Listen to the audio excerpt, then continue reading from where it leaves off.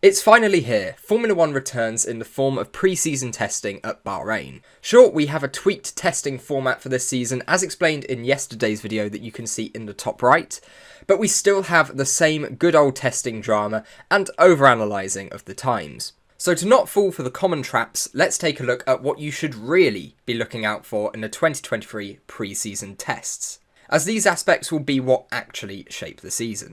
Okay, now this one is really obvious, but it is incredibly important and there's a lot of emphasis on it this season. Ferrari were ultimately undone last year due to poor reliability, forcing them to turn their engines down after a disastrous few races with a string of retirements. Currently, it is being suggested that all of the power unit suppliers will be looking to run at higher levels this season, as you'd hope they would.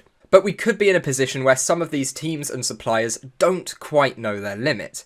And if we get certain teams breaking down a lot more than others, that could be a very bad sign for the factory team and their customers. Based on the number of retirements last season, I would say it is likely that the Mercedes power units have the most room to push the limits, but all of the suppliers will be advancing at different rates, so we can't read too much into last season's data, although ultimately it does certainly play a part. For the 2023 season, we have got a new compound of tyre.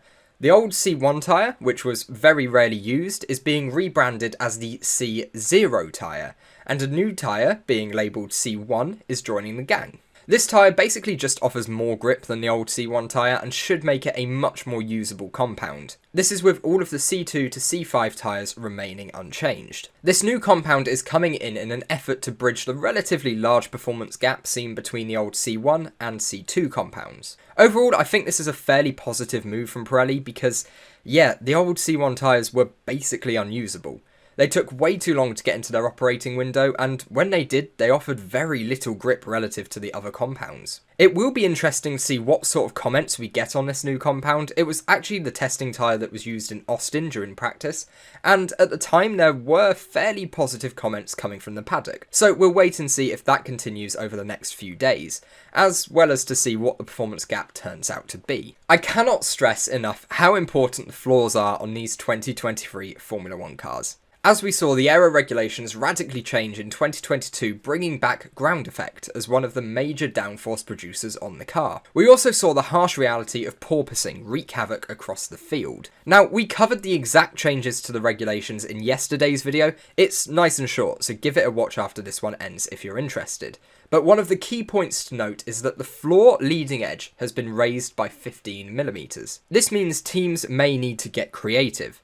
They need completely new designs as the air simply interacts differently with the rest of the car at this increased height. This should give us a lot more variability across the field when it comes to design, and something to keep an eye out for is teams switching out floor designs across the 3 days to test out which spec will suit them best. This is as they aim to collect data on each concept. We have already seen McLaren blurring out their floor details on their promotional videos, so I'll certainly be keeping an eye on the McLaren garage Thursday morning. This one may not be the flashiest part of the car, but it is important. And we have quite a few different philosophies spread across the grid, from the aggressive undercuts of Red Bull and Aston Martin to the no-pods of Mercedes. Now, if rumours are correct, and I believe they are, Mercedes have a plan B this season should they need to move away from the no-pods concept. Now, you'd assume they would like to get some data on this plan B, even if it's just to get some correlation-related data to prove that what they expected to happen on the CFD models is actually happening when the sensors are attached. This one obviously doesn't apply to most of the grid, but it's still something to look out for, as if we see Mercedes ditch the no-pod concept quite early into the test,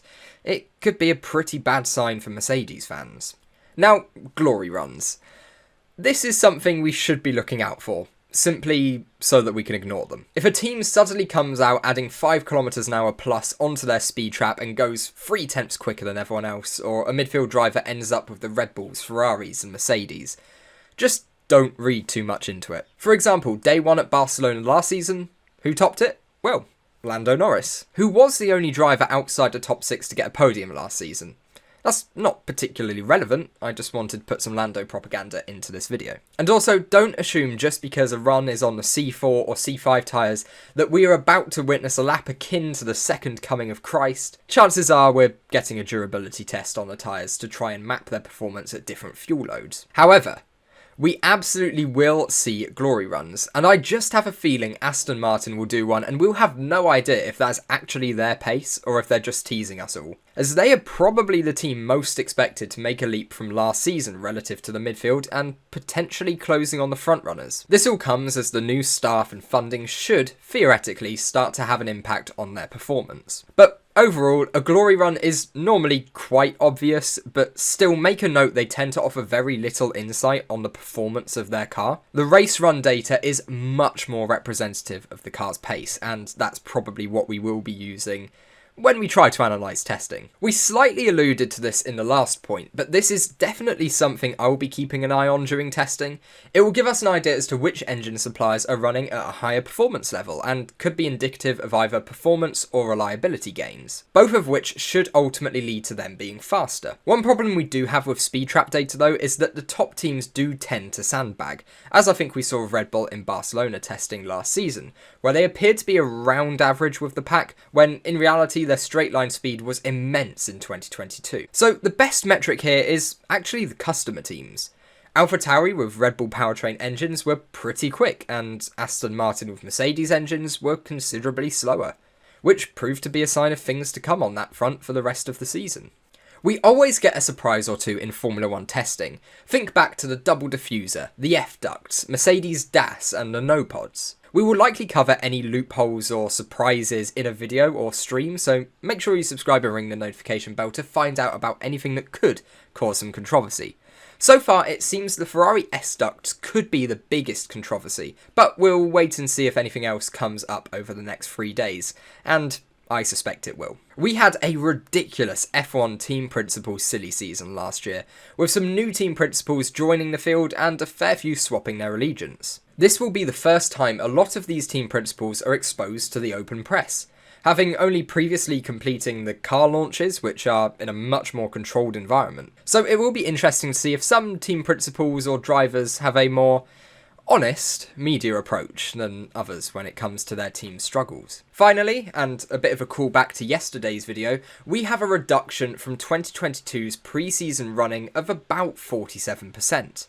This is massive. We've seen drivers even of the experience calibre of Fernando Alonso complain that these 3 days simply won't be enough time. It will put massive strain on the teams, and hopefully, as a consequence, we will get a lot of track action, as teams will need to utilise this time to its fullest extent.